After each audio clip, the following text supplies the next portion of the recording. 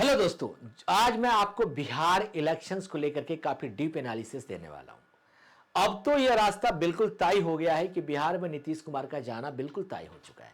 पहली बार 2005 के बाद इस 2025 में करीब मुख्यमंत्री नीतीश कुमार जी वहां करीब बिहार में 20 साल तक पर मुख्यमंत्री रहे हैं और ये पहला एक ऐसा चुनाव है जहां पे जेडीयू को बड़े भाई का दर्जा नहीं, एक छोटे भाई का दर्जा मिला है। ऐसी कैसी बातें हैं सर?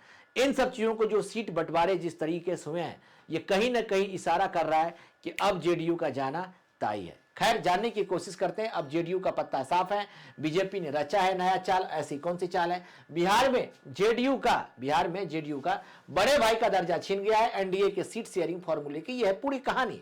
ऐसा क्या कहानी है? जबकि 2005 में सत्ता संभालने के बाद यह पहला मौका है जब जेडीयू सीट बंटवारे में बड़े भाई की भूमिका में नहीं है। ये बिल्कुल बराबर का तो दर्जा दिया गया, लेकिन ये किसी भी महीने में बराबर का दर्जा नहीं है। साल 2020 में एनडीए गठबंधन में जेडीयू ने 115 सीटों पर जबकि बीजेपी ने 110 सीटों पर चुनाव लड़ा था। उस टाइम भी जेडीयू बड़े भाई का भूमिका निभा रहा था। लेकिन 2025 विधानसभा चुनाव में सीट शेयरिंग की बात की जाए मुताबिक की है तो जेडीयू और बीजेपी दोनों ही 101 सीटों पर चुनाव लड़ रही है। इससे साफ तौर पर दिख रहा है कि अब नीतीश कुमार का जाना तय है। नीतीश कुमार एक फिक्स प्लानिंग के थ्रू जा रहे हैं। ठीक है, अब क्या ऐसा प्लानिंग है, कौन सा ऐसा प्लानिंग है, वो तो आपको 14 नवंबर को ही पता चलेगा। 14 नवंबर को 12 अक्टूबर को हुई घोषणा के मुताबिक एनडीए गठबंधन में लोजपा है ना, लोजपा यानी चिराग पासवान की पार्टी है ना, 29 सीटों पर, हिंदुस्तानी अवाम मोर्चा सेक्युलर है ना, हम और राष्ट्रीय लोक मोर्चा 6 सीटों पर चुनाव लड़ेगी। बीते 2 दशकों में जो 2 दशक जो बीते हैं है ना, 10 20 साल है ना, बड़े भाई का स्टेटस एंजॉय कर रहे जेडीयू कार्यकर्ताओं के लिए बड़ा झटका माना जा रहा है। और विधानसभा चुनाव लड़े हुए जेडीयू के बड़े नेता हैं, उन्होंने कहा कि भाई नाम नहीं छापने तक की उन्होंने शर्त पर कहते हैं कि बड़े भाई छोटे भाई की तो रहने ही दीजिए। अभी तो सबसे बड़ा सवाल यह है कि अब जेडीयू बचेगा या नहीं। नीतीश कुमार जी बिल्कुल टेंशन में दिख रहे हैं। ऐसा क्या सिचुएशन होना है? मेरा आपसे व्यूअर से क्वेश्चन है, आप मुझे ये बताइए, अगर आप बिहार जैसे यूपी जैसे आप क्षेत्र से बिलोंग करते हैं है ना, राज्य से बिलोंग करते हैं, अगर आप रिसेंटली अगर यूपी पीसीएस का पेपर दिया होगा तो वहाँ पे विधान परिषद की सीट पूछ लिया गया था कि बिहार में कितने विधान परिषद की सीट है, यूपी में कितने विधान परिषद की सीट है, एमपी में कितने विधान परिषद की सीट है और महाराष्ट्र में कितने विधान परिषद की सीट है। आप मुझे कमेंट सेक्शन में बताइएगा। अगर आप किसी भी राज्य से बिलोंग करते हैं, अगर आप किसी भी एग्जाम की तैयारी करें तो आपको अपने डिस्ट्रिक्ट का नहीं, स्टेट का विधानसभा और विधान परिषद का सीट का जरूर पता होना चाहिए, अगर आप जिस ऐसे राज्य में रह रहे हैं वहां विधान परिषद भी हो तो।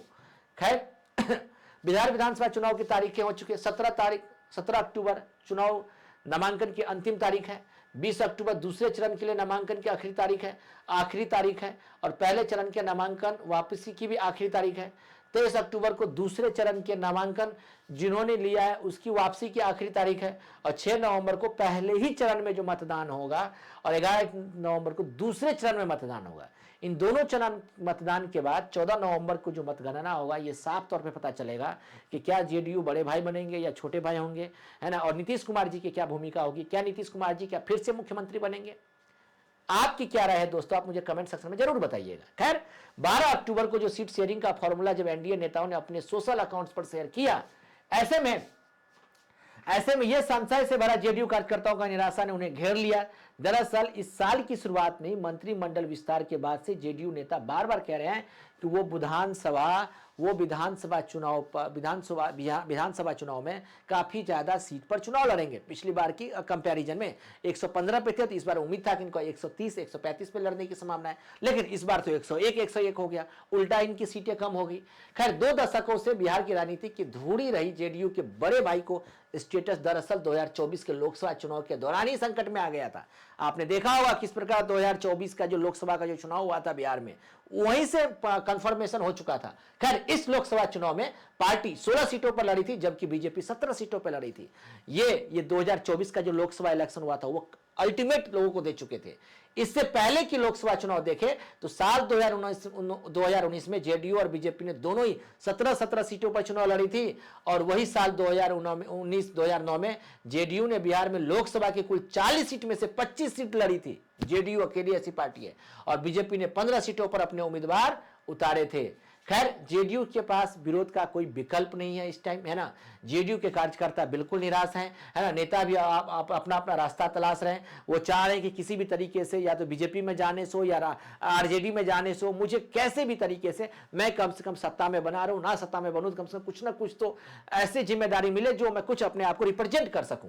क्योंकि नीतीश कुमार अब सुनी नहीं जा रही है ना, शायद उनकी गिरती सेहत के हवाले से कहे तो वो कुछ सोचने समझने की स्थिति में ही नहीं है। ऐसे में सारा कंट्रोल बीजेपी के हाथ में है और जेडीयू के पास विरोध का कोई विकल्प भी नहीं है, है ना। खैर अब आपकी क्या राय है? बिहार में यह चुनाव बहुत बड़ा निर्णायक होगा, क्योंकि इस चुनाव में जेडीयू की घटती हैसियत, नीतीश कुमार की सेहत की खबरों के बीच बिहार में नया नेतृत्व उभर सकता है। 2 दशक तक नीतीश कुमार के इर्द गिर्द अपना भविष्य बुनने वाले जेडीयू की राजनीति शक्ति भी ये चुनाव तय करेगा। खैर दोस्तों, आपको दीपावली के एक बार फिर से शुभकामनाएं। अगर आप यूपीएससी जैसे एग्जाम की तैयारी करें, अगर आप बिहार एईडीओ जैसे एग्जाम की तैयारी करें, बिहार में असिस्टेंट एजुकेशन डेवलपमेंट ऑफिसर बनना चाह रहे हैं, नीचे दिए गए डिस्क्रिप्शन में ऐप के लिंक को डाउनलोड कर सकते हैं और उस बैच को एनरोल कर सकते हैं। बहुत ज़्यादा डिस्काउंट पे आपको दिया जा रहा है। अगर आप यूपीएससी जैसे बीपीएससी जैसे एग्जाम की तैयारी कर रहे हैं, अगर आपका अभी तक प्रीलिम्स नहीं क्लियर हो रहा है तो प्रीलिम्स मेंटरशिप प्रोग्राम में आप शामिल हो सकते हैं। अच्छा लगा हो प्लीज चैनल को सब्सक्राइब कीजिएगा, दूसरों को शेयर कीजिएगा और आपके स्टेट में विधानसभा और विधान परिषद की कितनी सीट है वो मुझे कमेंट सेक्शन में बताइए। धन्यवाद, टेक केयर।